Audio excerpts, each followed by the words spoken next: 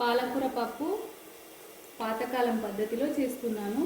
అప్పుడైతే కుక్కర్ ఏమి ఉండేది కాదు, ఇలాగే చేసుకునేవాళ్ళు అమ్మమ్మ నానమ్మ వాళ్ళు.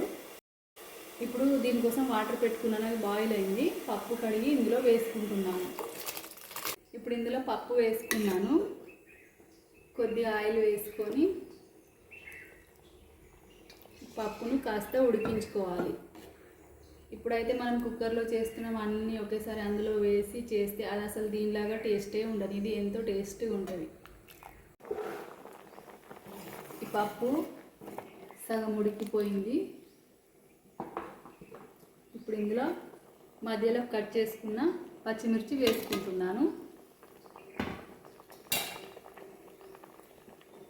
శుభ్రంగా కడిగి కట్ చేసి పెట్టుకున్న పాలకూర వేసుకుంటున్నాను. ఇందులో కొద్దిగా అల్లం వెల్లుల్లి పేస్ట్ వేస్తున్నాను. కొద్దిగా పసుపు వేసుకుంటున్నాను. రుచికి సరిపడా సాల్ట్ వేసుకుంటున్నాను. ఇప్పుడు దీన్ని బాగా మిక్స్ చేసుకొని కాసేపు ఉడకనివ్వాలి. మూత పెట్టుకోకుంటే గ్రీన్గా ఇలాగే చాలా చక్కగా కనిపిస్తుంది. మూత పెడితే కలర్ చేంజ్ అయిపోతుంది. ఇప్పుడు ఇవన్నీ మంచిగా కుక్ అయినాయి. పాలకూర పచ్చిమిర్చి. ఇప్పుడు దీన్ని కాస్త మ్యాష్ చేసుకొని మంచిగా మ్యాష్ చేసుకున్నాను. కొద్దిగా వాటర్ వేసుకొని పల్చగా చేసుకుంటున్నాను. మాకు కొద్దిగా పల్చగా ఉంటేనే ఇష్టం. కాస్త కరివేపాకు వేసుకొని ఒక పొంగు రానివ్వాలి. పప్పు ఒక పొంగు వచ్చింది.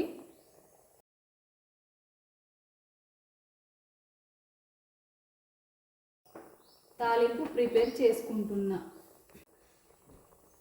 ఇప్పుడు ఇందులో ఆయిల్ వేసుకొని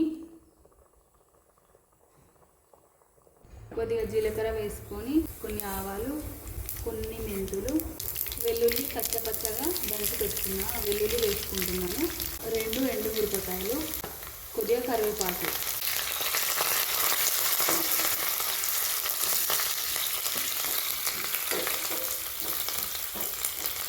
వెల్లుల్లి కలర్ చేంజ్ అయ్యేదాకా ఫ్రై చేసుకోవాలి.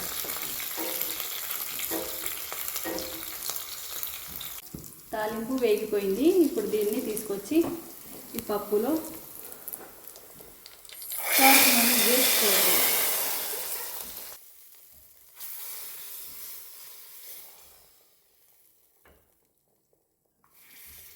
లాస్ట్లో కొత్తిమీర వేసుకొని స్టవ్ ఆఫ్ చేసుకోవడమే.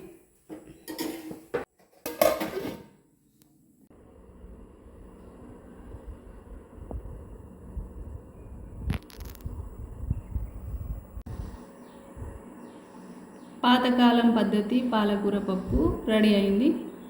మీకు కూడా మా వీడియో నచ్చితే మీరు కూడా తప్పకుండా ట్రై చేయండి. మా ఛానల్ సబ్స్క్రైబ్ చేసుకోండి, లైక్ చేయండి, షేర్ చేయండి, కామెంట్ చేయండి.